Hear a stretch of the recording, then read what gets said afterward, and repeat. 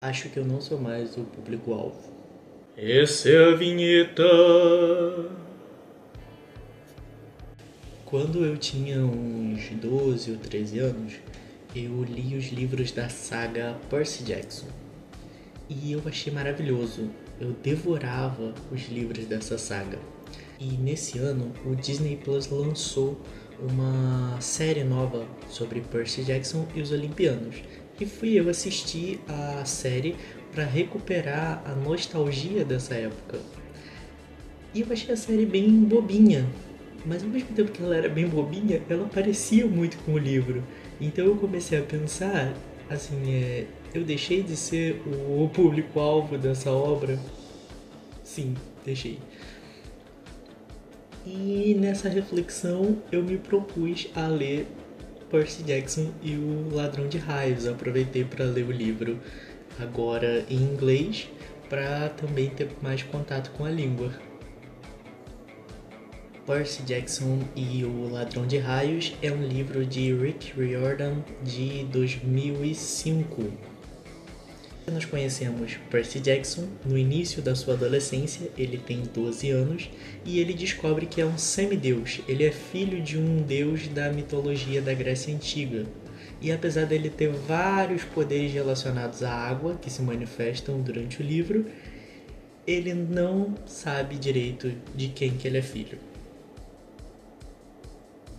Após esses poderes começarem a se manifestar, Percy Jackson começa a ser perseguido por criaturas mágicas e ele precisa ir para um acampamento, o acampamento Meio-Sangue, e ficar lá protegido dessas criaturas. Esse é um acampamento especial para filhos de deuses.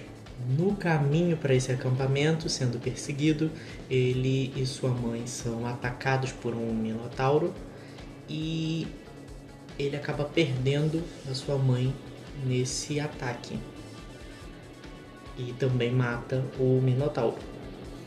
Após isso, nós somos apresentados a esse mundo, nós somos apresentados a esse acampamento e tomamos conhecimento de que o raio de Zeus foi roubado. Esse raio ele é descrito como a arma mais poderosa que existe, sendo mais poderoso do que uma bomba atômica. E uma das pessoas que é acusada de ter roubado esse raio é o próprio Percy Jackson. Percy então sai em uma jornada até o Hades, o submundo dos gregos antigos, para tentar recuperar o raio de Zeus, porque ele desconfia que pode ter sido o Hades quem roubou, e também porque ele quer tentar tirar sua mãe do mundo dos mortos. Nesse mundo de Percy Jackson, os deuses da Grécia Antiga vivem nos Estados Unidos. E qual que é a justificativa para que esses deuses vivam nos Estados Unidos? Porque os Estados Unidos são o maior império de nossa época, segundo o autor. E também o autor vai trazer aqui uma visão dos Estados Unidos como sendo um centro da cultura ocidental. O que vai mover essa saga, que possui 5 livros, é a ideia de que Cronos, o pai de Zeus, ele quer sair do Tártaro, onde ele está aprisionado, e destruir a cultura ocidental. Ao longo do livro, o autor diz isso várias vezes pra gente. A questão é que quando o autor fala sobre cultura ocidental, ele está se referindo à cultura de um país ocidental específico, que é os Estados Unidos. Então, cultura ocidental aqui é cultura estadunidense. E em alguns momentos a gente pode entender também que cultura ocidental para ele seria o imperialismo estadunidense. Eu não sou uma pessoa hipócrita a ponto de eu tecer uma crítica à cultura ocidental. Eu acho isso uma hipocrisia. Mas aqui nesse livro, o que o autor chama de cultura ocidental é essa cultura específica, é a cultura dele, é onde ele está inserido. Ele limita a cultura ocidental a algo muito específico. É uma ideia bastante controversa. Ainda é importante lembrar que esse livro foi escrito em 2005, 4 anos após os atentados de 11 de setembro nos Estados Unidos. E havia também pouco tempo que os Estados Unidos haviam invadido o Afeganistão e o Iraque. Então a gente entende o contexto histórico em que esse livro está sendo escrito e por que o autor tem essa visão.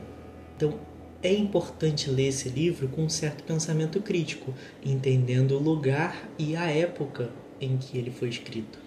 Lendo agora esse livro com 27 anos, eu consigo ter uma percepção muito melhor disso, de como existem ideias, ideologias que estão inseridas dentro dessa narrativa bobinha que é Percy Jackson.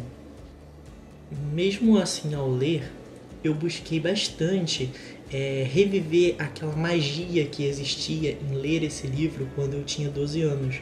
Então, ao longo da história, eu fui tentando me inserir cada vez mais naquele mundo para conseguir apreciar essa aventura como eu conseguia apreciar anos atrás. E foi algo que deu certo, porque ao final da leitura eu já estava bem mais inserido nessa história, eu já estava gostando bem mais do livro e envolvido com a narrativa. Então eu acredito que é possível sim se aventurar nas páginas de Percy Jackson, mas é preciso que a gente tenha um pensamento crítico para entender em que lugar esse livro foi escrito, em qual época esse livro foi escrito, o que o autor está tentando dizer. E relendo agora o livro, eu percebi que, apesar da série ser tão bobinha quanto o livro, a forma como ele se parece, ela tem maneiras de solucionar os problemas da história que são muito mais pouco críveis do que os do livro. Então isso torna a série não tão boa quanto o livro. O livro ainda é um pouco melhor. E se você gostou desse vídeo, eu vou pedir que deixe o seu like aqui embaixo, se inscreva no nosso canal, lembrando que estamos sempre abertos ao diálogo civilizado nos comentários. Vamos discutir sobre as suas impressões sobre a leitura e suas experiências, junto das minhas, ok?